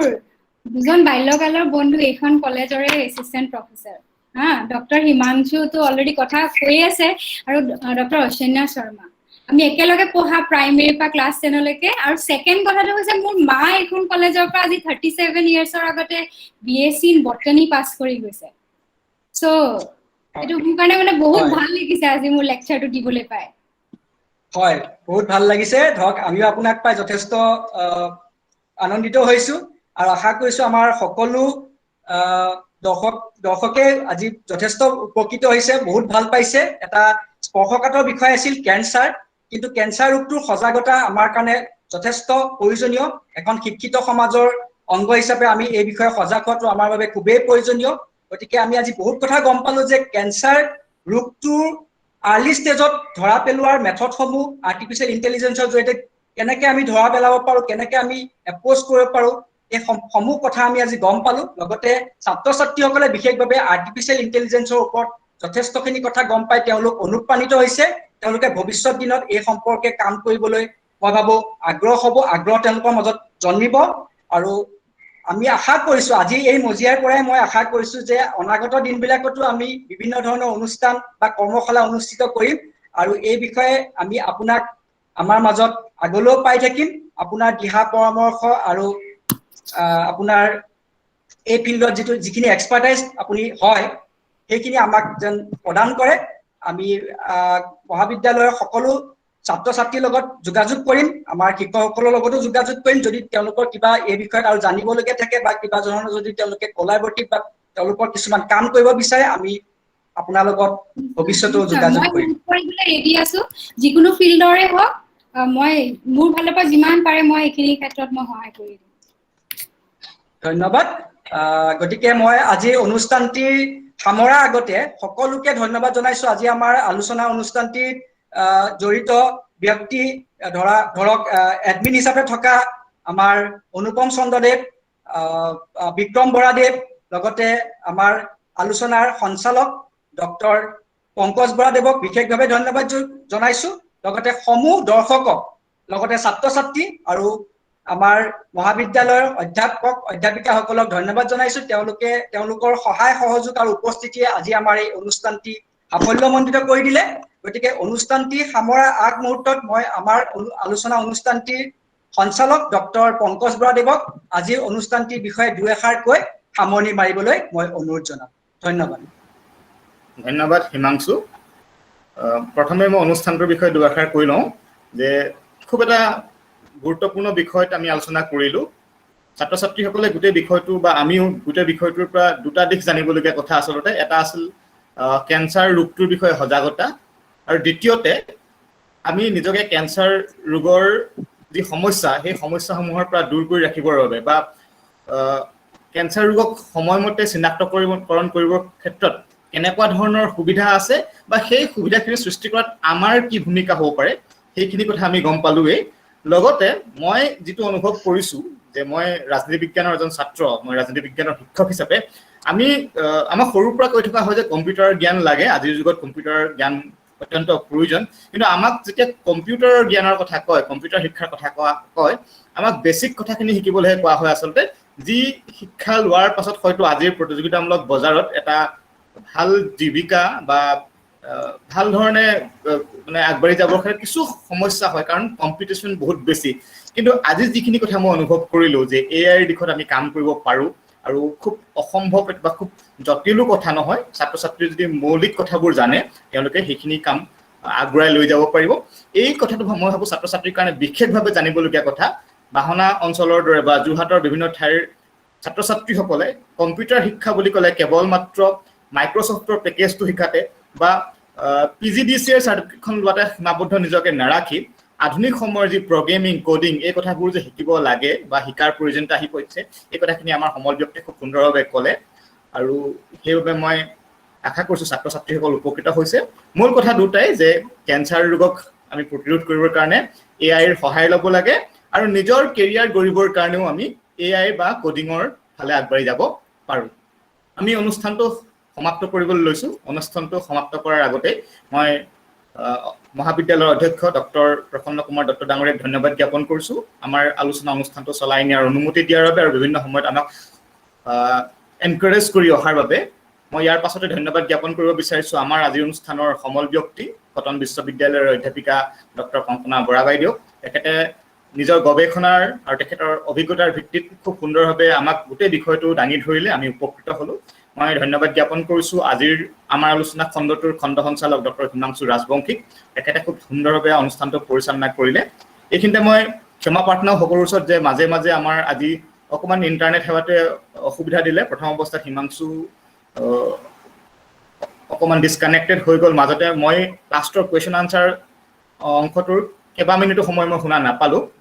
ইন্টাৰনেটৰ সমস্যাৰ কাৰণে এনে ধৰণৰ সমস্যা থকাৰ বাবে মই ক্ষমা প্ৰাৰ্থনা সকলোৰ ওচৰতে মই সকলোকে শেষত ধন্যবাদ জ্ঞাপন কৰিছো বিশেষকৈ ছাত্ৰ ছাত্ৰীসকলক আৰু মহাবিদ্যালয়ৰ শিক্ষক শিক্ষয়িত্ৰীসকলক যি ইমান সময় আমাৰ মাজত উপস্থিত থাকি এই অনুষ্ঠানটো সফল কৰাত সহায় কৰিলে আগলৈও আপোনালোকক লগ পোৱাৰ আশা ৰাখি অনুষ্ঠানটো সামৰিবলৈ লৈছোঁ। অনুষ্ঠানটো সামৰাৰ আগত মাত্ৰ ছাত্ৰ ছাত্ৰীসকলক উদ্দেশ্যে এটা ঘোষণা কৰিব বিচাৰিছোঁ যে অহা শনিবাৰে অৰ্থাৎ 19 জুন তাৰিখে ছাত্ৰ ছাত্ৰীৰ বৌদ্ধিক বিকাশৰ বাবে আমাৰ আলোচনাৰ ৫মটো খণ্ড অনুষ্ঠিত হ'ব আৰু এই খণ্ডত আমাৰ মাজত উপস্থিত থাকিব যোৰহাট জিলাৰ inspector of school Debajyoti Bora ডাঙৰীয়া আৰু কাছাৰৰ এখন মহাবিদ্যালয়ৰ অধ্যাপক ডক্টৰ মফিদুৰ ৰহমান আৰু তেখেতলোকৰ সৈতে আমি আলোচনা কৰিম যে শিক্ষক হোৱাৰ বাবে আমি কেনেধৰণে প্ৰস্তুতি চলাব লাগে, আমাৰ মানসিক সামাজিক আৰু শৈক্ষিক প্ৰস্তুতি কেনেধৰণৰ হ'ব লাগে এই বিষয়ে আলোচনা কৰিম। শেষত সকলোলৈ ধন্যবাদ জ্ঞাপন কৰি আজিৰ অনুষ্ঠান ইয়াতে সামৰণি মাৰিছোঁ। ধন্যবাদ। ধন্যবাদ পংকজ স্যাৰ, ধন্যবাদ কঙ্কনা ম্যাডাম। Thank U. ধন্যবাদ, সকলোকে ধন্যবাদ থাকিল। লাস্টৰ কুৱেশ্যন